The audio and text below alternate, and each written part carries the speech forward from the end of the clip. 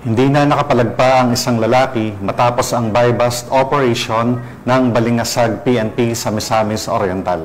Naaresto ang suspect sa tulong ng komunidad at kapulisan upang masugpo ang banta ng iligal na droga upang mapanatili ang kapayapaan at kaligtasan ng bawat mamamayan.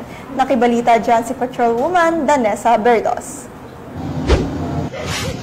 Minasin ka tungod ikaw ang bidakot na ko sala na pagkamaligya sa illegal na droga.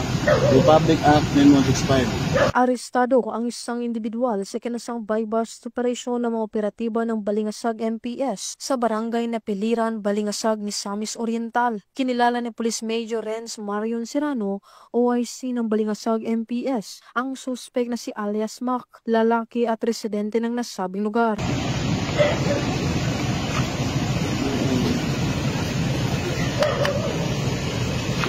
Okay.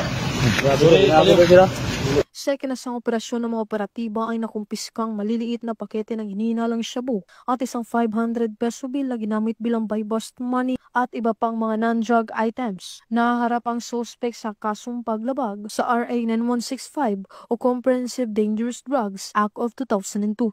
Mula dito sa Camp Capistrano, Gusa, Cagayan de Oro City, ako ang inyong Police News Network correspondent, Patrolwoman Danessa Berdos, alagad ng batas, taga-taguyod ng Balitang Pulis.